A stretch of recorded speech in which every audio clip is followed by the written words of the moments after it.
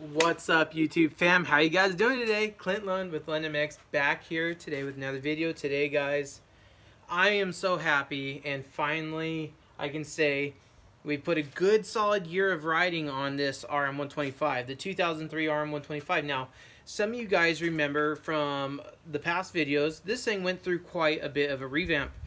It was completely torched, engine blown, every seal leaking, every bearing broken, very similar to the KX250F project that we just did, but in a two-stroke form. Now, we put a good solid year of riding on it. We got somewhere around 32, 34 hours, and it's time for a revamp. So, what we're going to do today, guys, is get this thing ready because we have an incredible amount of support from Polysport Plastics. Aramoto got in on this, guys, and Bobby Benson, we used him last time to powder coat some parts on the KX250F. And we are going to use some really great components, and we're going to create a bike you guys haven't seen yet. And a different color pattern than you've ever seen on a Suzuki before. We got a lot of work to do. We got to strip this puppy down. And got to get the parts ready to take down to Bobby Benson to get powder coated. And once those are all done, then it's just going to be, you know, wait until they get done, and then we can start assembly. And I can't wait to show you this bike when it's done, guys. It's going to look absolutely amazing.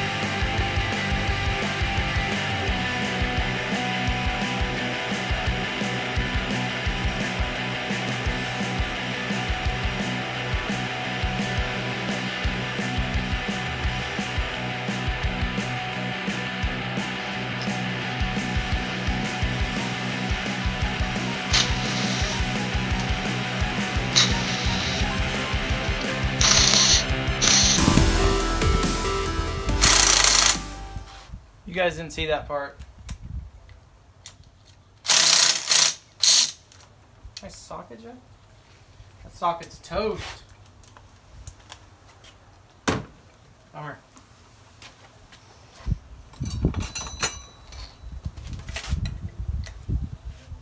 Socket's stripped out, not the bolt head.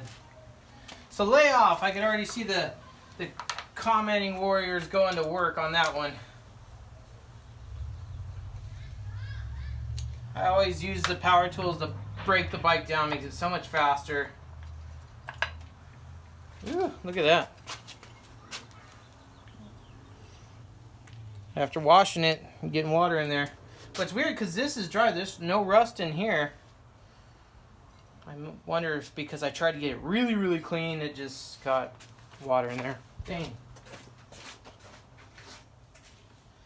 Oh well. Alright, guys.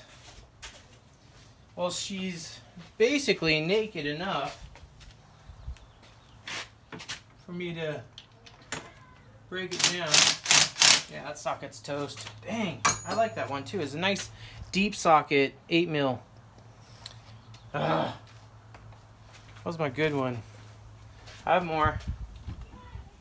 But this, I think this is basically as naked as I need to get it for what I need to do. I do want to take off the shift lever, get it powder coated.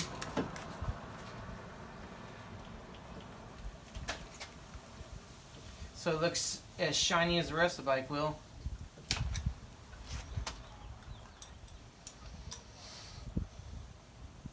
Yeah, I'll keep the bolt. So we got a good stack of parts going. for Mr. Bobby. Gonna have his work cut out for him, boy. But guys, not much else I can say, man. I'm so excited to be moving on to this bike finally. It's been waiting. It's been waiting, and I've been waiting for a certain product. A little hint, it's the new RM Restyle kit from Polysport. But I'm not giving anything away, trust me. None of you can even guess what I got in store for you. Beyond, yes, it's gonna get a Restyle kit, and yeah, it's gonna look really freaking good. Especially for a Suzuki. Oh.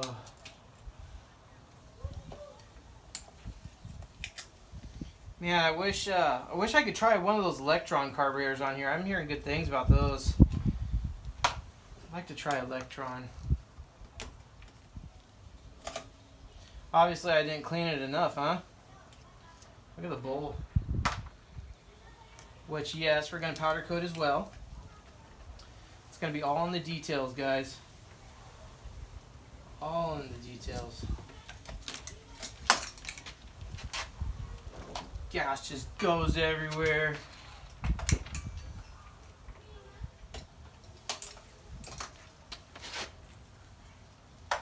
Yeah, guys. I'm excited to get this thing rolling because I got so many more projects I need to come in here. I've already told you guys in that past video all the plans I got. They're more than just plans. They're actions. They're in the works, guys. I just got to get them done. Just been stinking busy with work. And then, of course, a little bit of play. You got to get the play in there. We work hard so we can play hard, right? Got to get the rubber out of there. But look at that. Gosh. Embarrassing. It's alright. It'll look better. When we're done, it's going to look way more better. Yeah. And last but not least, we are going to take the foot pegs off because foot pegs, they go through quite a bit of wear. I mean, let's be honest, guys. We step on them all day that we're riding, so they get a little damaged. So I'm going to sharpen these puppies up and get them repowder coated because if you guys remember last time, I had a heyday with that truck bed coating stuff. I truck bed coated everything. The frame on the things, truck bed coated. And yeah, the pegs got it also, and that ended up just wearing off and flaking off. So lesson learned there. So as we near the last few parts here to remove. Oh man, look at that pin. Some water on there, huh? That's one of the things with pressure washing, guys. I mean, this has been a year since this bike was put together. And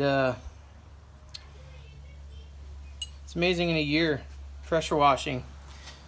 The kind of water that gets into places, you know? So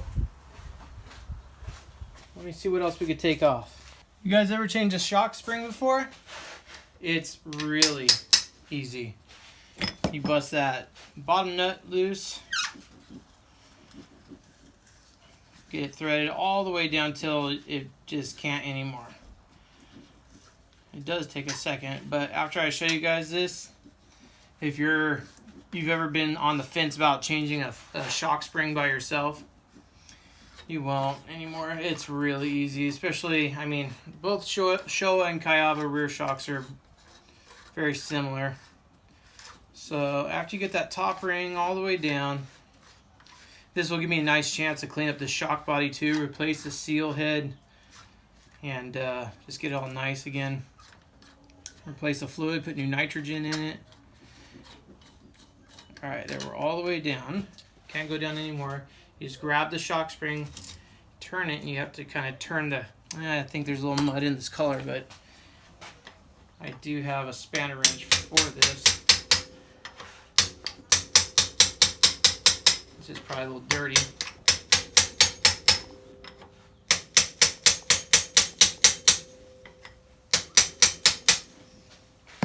See if that'll go now. There it goes. You just keep turning the spring. See how it's all loose now? Just keep turning that bottom nut till we're all the way down. And when you get this nut all the way down, I'll show you like something that really will save you a bunch of time finding your sag again. Like if you're just like I am, I'm just getting this spring re-powder coated because there isn't going to be anything red. Shouldn't have said that. Giving too much away. But because we're changing colors of the bike, I need it to match. So under this top collar here, there's a snap ring. And of course, this is all loaded up with mud too. Why wouldn't it be? Just tippy tappy. Keep coming.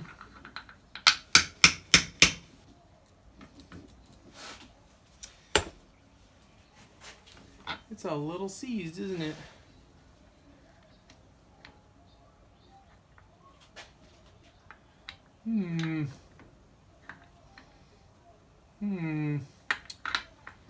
That should bust it loose. I'll tap it a little bit more. I don't want to damage this cap.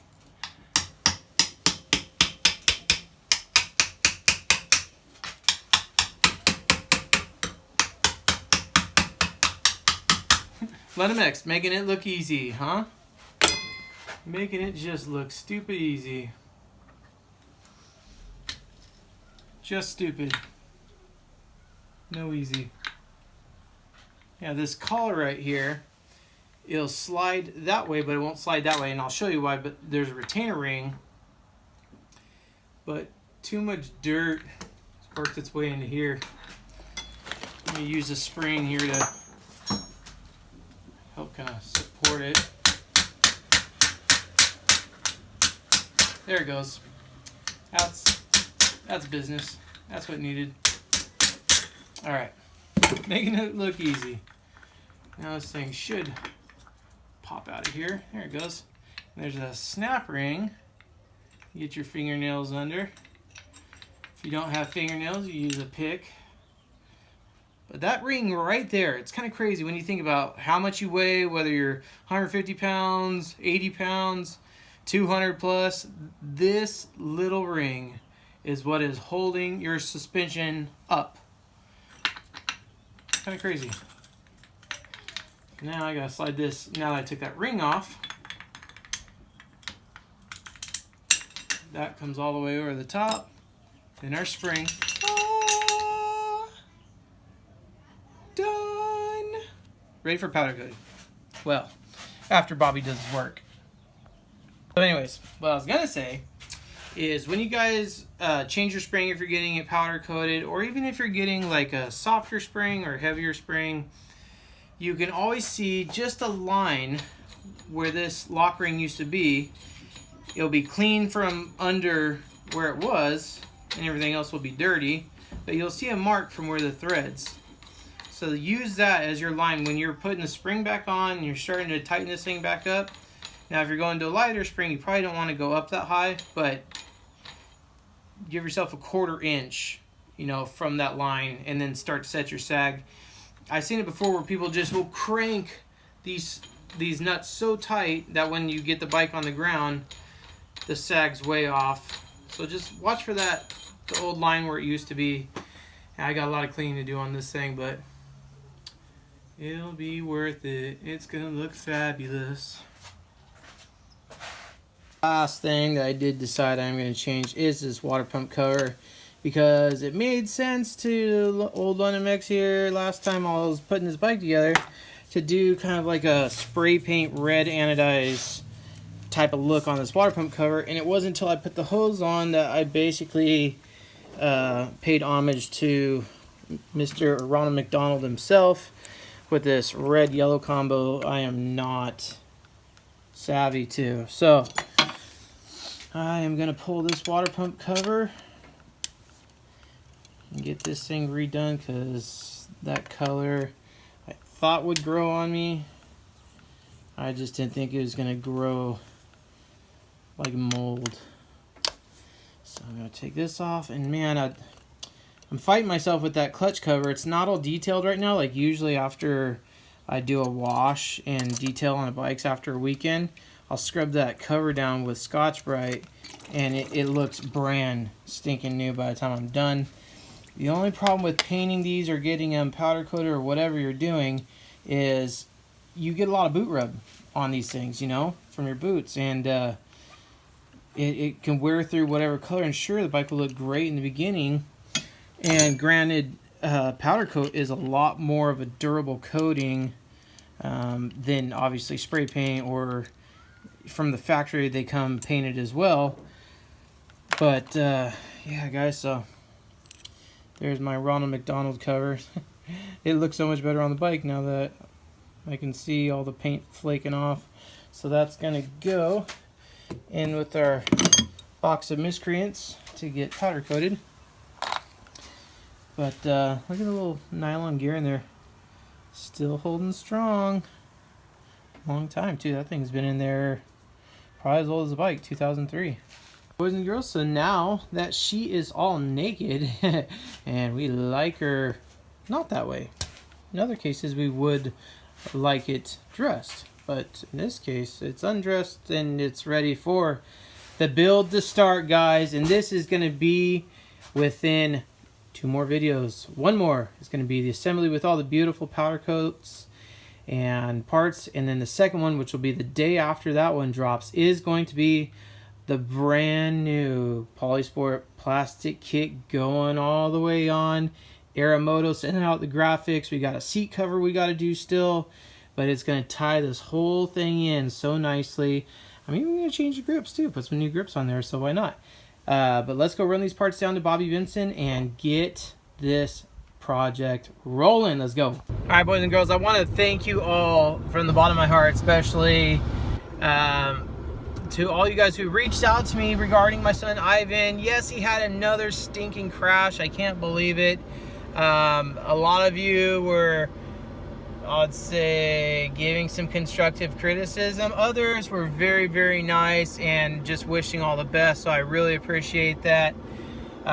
If you guys didn't know, if you didn't see, Ivan took another tumble, his second one this year on his KTM, and this time resulted in breaking both legs. He broke his right femur and left tibia, and that definitely, so he's had 2 major crashes in 1 year. He broke his wrist the first time, his radius and the ulna. Now he broke the tibia and the femur. That's 4 bones in 1 year. For an 8-year-old kid, that's rough. Heck, for any age person to break 4 bones, 2 separate crashes in 1 year, that is gnarly. So Mom and I have evaluated that we are going to pull him from dirt biking for an unforeseen amount of time. We just want, I don't know what we want, honestly, because it's really kind of, the kid's a really good rider. I mean, despite what you guys might have seen otherwise, but if you go back to our race vlogs and stuff like that, back when we go on the race circuits and stuff, he wins his class. You know, he won the 4 to 6 year old 50cc championship small wheel category, and then he won the 7 to 8 year old 50cc standard 50cc class. He's a great rider, and we're just not sure how these things keep happening to him.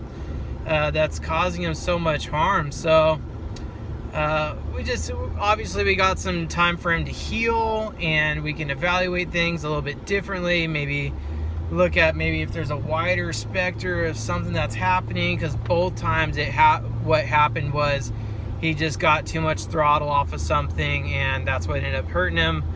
So I don't know if we need to go to like a restrictor screw on the throttle so he can't go as fast. I don't freaking know, guys. But anyways, I appreciate all of you guys so much for the kind words and suggestions. I am on my way right now to drop this stuff off to powder coating, but first, you guys know I have to make a quick stop. And it is a very warm 72 degrees. I need something to quench my thirst and give me a little kick of the inner G. The inner G. You guys know what time it is. No, no, no, no, no, no, no, no, no, no, no, no. That one. I'll take two. Yeah. Let's go.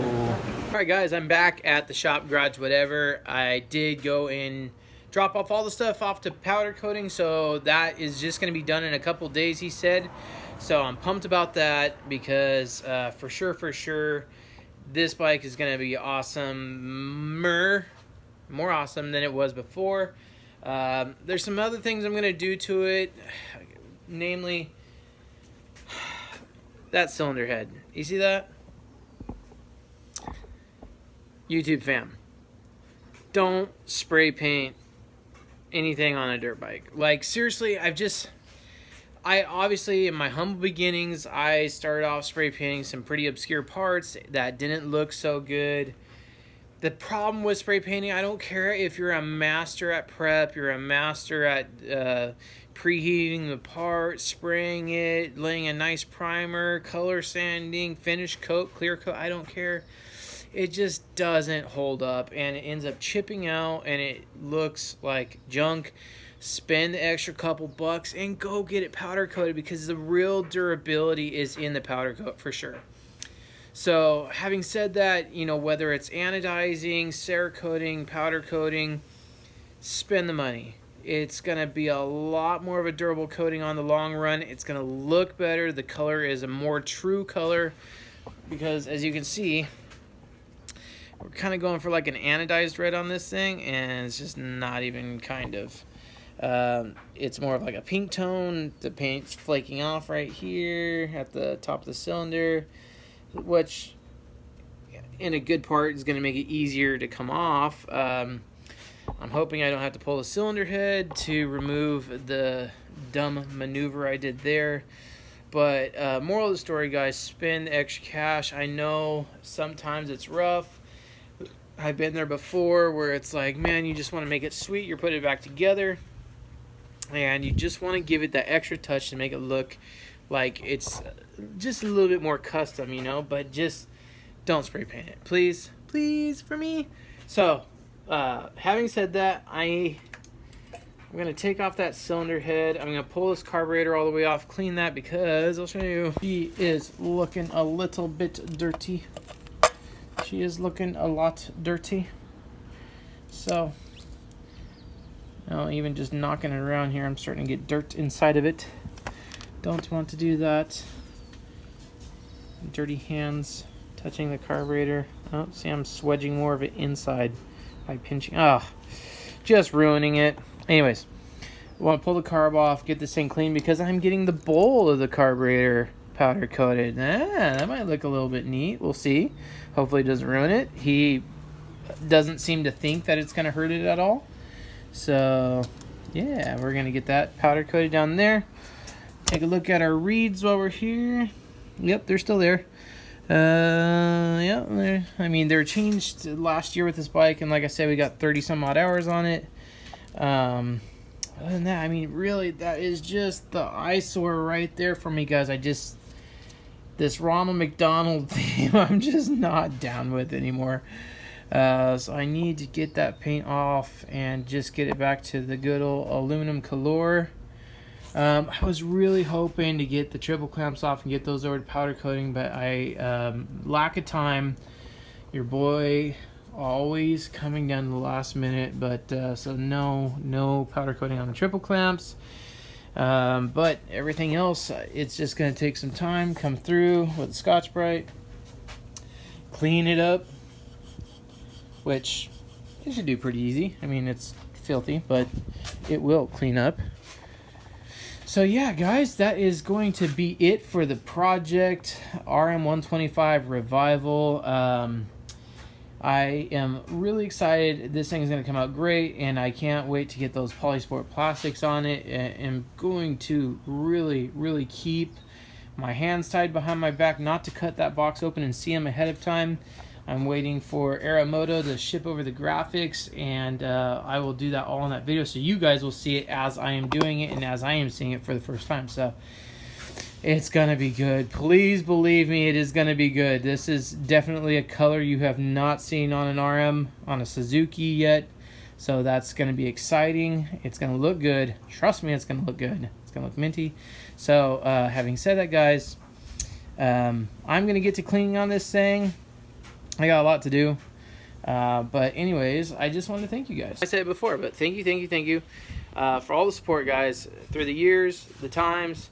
I appreciate you guys so much, and I'm seriously committed to cranking out some more content now that my busy season starting to pan off a little bit, so I can focus more on putting out some YouTube content and getting some better videos out.